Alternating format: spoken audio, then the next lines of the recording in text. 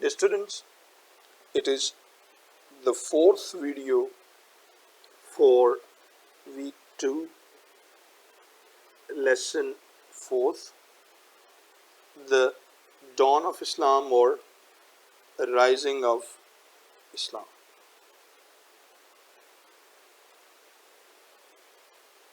Islam in subcontinent.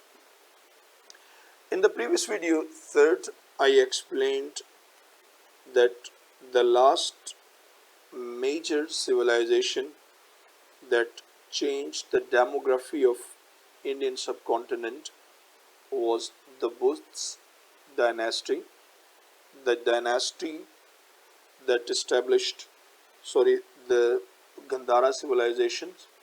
Clear? The major character in this civilization's development from political point of view, Chandragupta Maurya. His son was Raja Ashok. He fought many wars and conquered most of the India and also established its capital in Texla.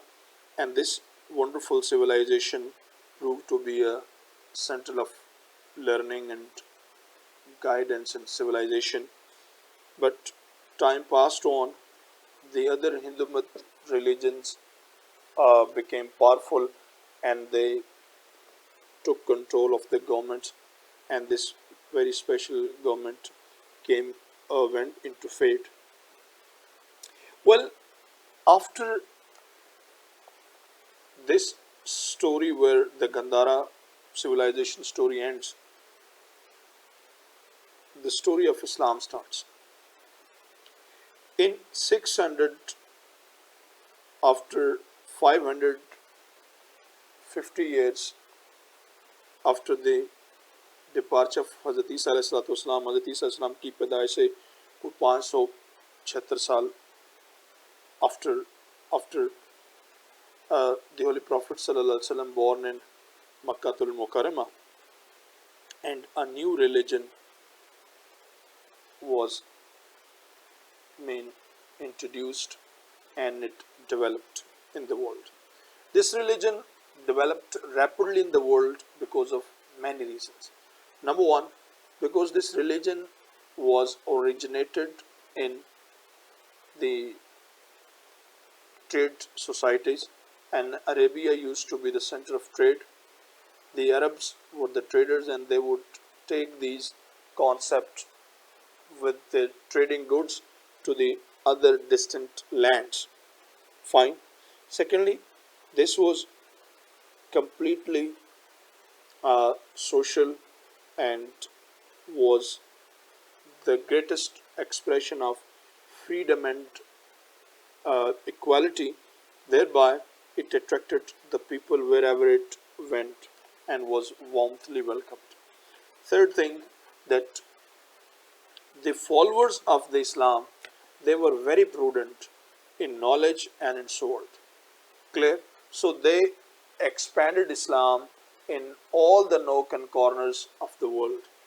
Clear? The downfall of the major civilization empires, Roman Empire and the Sassanid Empire, Iranian Empire, that gave room Islam to spread into the vast areas of Asia, China, India and other regions. The very first conquest in the Muslims era that is traced, let's have a look on the map and then we will be able to analyze that in the times of the first Caliph Hazrat Umar Abu Bakr Siddiq radiallahu ta'ala anhu, and afterwards in the times of Hazrat Umar Farooq radiallahu ta'ala anhu, these areas of Afghanistan and most of these areas had already been conquered. Okay, later on in Hazrat Usman's time, these areas of Makran and Gwadar and these areas were partially controlled by the Muslims. But in time of Hazrat Ali radiallahu ta'ala anhu, these areas were almost under the direct control of the Muslims. Fine. But there was not any formal Muslim government. Okay. Well, these areas were controlled, and they were seriously controlled by the Rashidun Empire. But the most distinct decision happened in the time of Banu Umayyads, when the that the Muslims mostly were the traders, and their trade was everywhere in the world. Clear? Clear. In Umayyad's Caliphate in 711, here was Raja Dahir, the person from the same dynasty would rule these areas. Sorry, the person ruled these areas of Sindh and these areas. Clear? And he had trained pirates. उनके पास पैरी Kazakh थे. They would loot the people and their precious goods. They would enslave the women, and there were a lot of problem. Okay. These Muslims complained to Damascus. दमिश्क में जो इस्लामी खलीफा था वलीद बिन अब्दुल मलिक, उसको इसकी शिकायत की गई. Walid bin Abdul Malik asked his veteran governor Hujaj bin Yusuf to look after this matter. Hujaj bin Yusuf selected his nephew, a very intelligent general, Muhammad bin Qasim, just 17 years old. This person came and started invasion, conquered Gwadar and conquered these Balochistan areas. Clear? Also conquered Dibble, Karachi, and its the areas under the Muslim Multan. Clear? Quetta. Clear? And these areas of the Indian territories, they have been covered by the Muslims. Muslims ruled this area till Abbasid's Caliphate. अब अब्बासी खलीफा तक मुसलमानों ने ये area जो है ये उन्होंने जो है वो कवर किए रखा. But later on again the local Hindu lords and rajas they retook and could and vanished the Muslim say rule in this continent.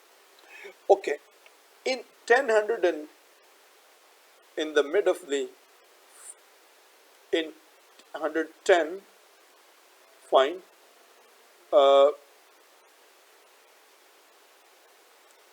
in almost say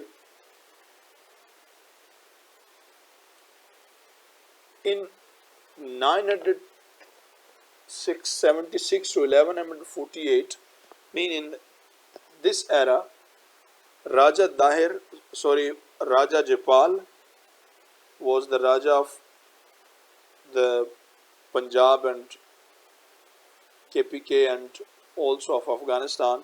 He started fighting with Sultan of Ghazni, Sultan Mahmud Ghazni. Sultan Mahmud Ghazni took the power and he made certain powerful attacks. Let me show you the map. Raja Dahir was the king of all these areas. Clear? And he also was controlling Afghanistan, Herat and all these areas. Clear? Here was the Indian territory. Mean it was the territory being controlled by Indians. But Raja Dahir started fighting with Sultan of Ghazni, Sultan Mahmud Ghazni. That was a Turk or Turk king. He in response attacked these areas and conquered these areas and conquered Kabul and other areas. He also took control of much of the areas of Afghanistan and he landed in Peshawar. Fine. Later on in 17 consecutive campaigns, he came here and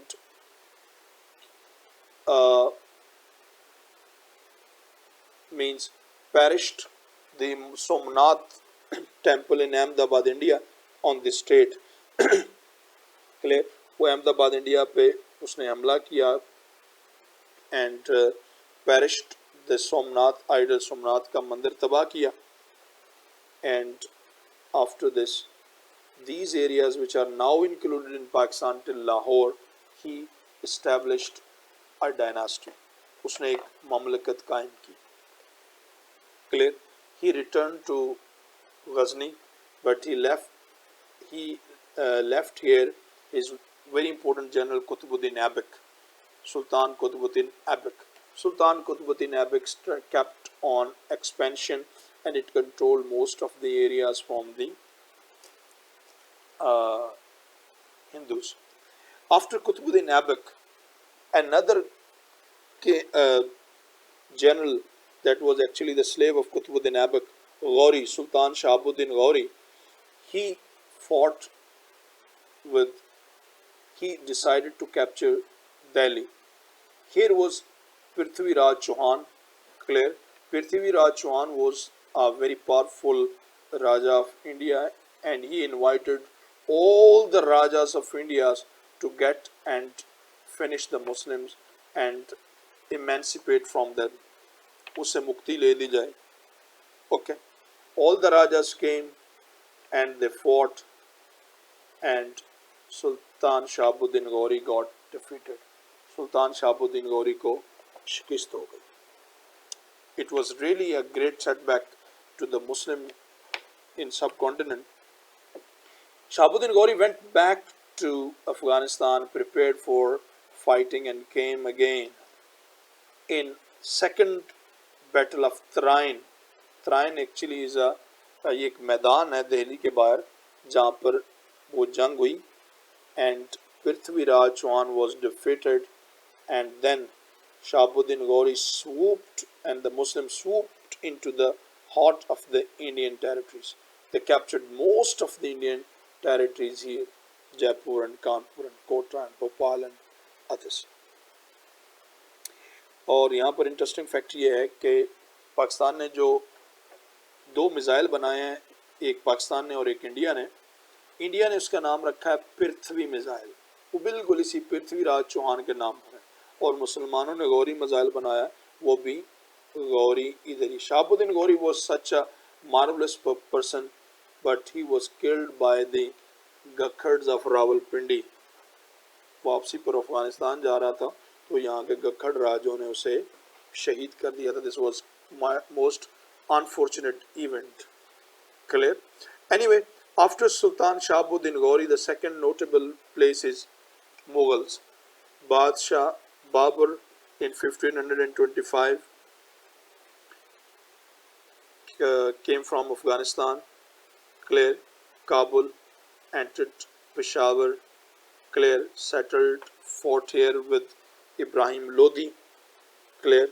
Took control of Delhi, and same time when Babur was fighting with Ibrahim Lodi, Rana Sanga was Raja of India, and he invited again most of the Hindu Rajas to come and fight against the Rana Sanga, Babur, but Babur fought and he won, and that was the time when the Mughal Empire expanded. Notable change happened when Sher Shah Suri took control of the entire India, and it constructed a marvelous marvelous route that is called General Route. तो उसने जर्नैली सड़क बनवाई जो काबुल से होती हुई यहाँ से गुजरते हुए लाहौर, लुधियाना, मीरठ से गुजरती हुई कोलकाता तक जाती. That was a wonderful ruler of the subcontinent. He gave many laws to the people, land acquisition, land records. They were first time established in his time of the Sher Shah Suri. Okay, the last marvelous Mughal Empire ruler was Aurangzeb Alamgir. Aurangzeb Alamgir almost took the control of the entire India. सिर्फ औरंग 3-4 लोग हैं जिनके ज़माने में India remained united maybe. Number 1 Ashoka the great, उसके दौर में बस ये थोड़ा सा हिस्सा जो है that was not conquered, rest of the India united, conquered, controlled somehow partially. Second is Aurangzeb Alamgir that controlled most of the India. and third were the Britishers. They controlled most of the India. After then, Mughal Empire was weakened and Muslims lost. The reason of the Mughal Empire was number one, Sikh arose in Sikh जो है वो हिंदुस्तान पंजाब में सिख मत का उरूज हो गया और middle of India में Marathas improved or from the sides British started conquering the land, and this is how this mighty and wonderful empire came to end in 1858 or 1857. Bahadur Shah Zafar was the last emperor. Thank you very much.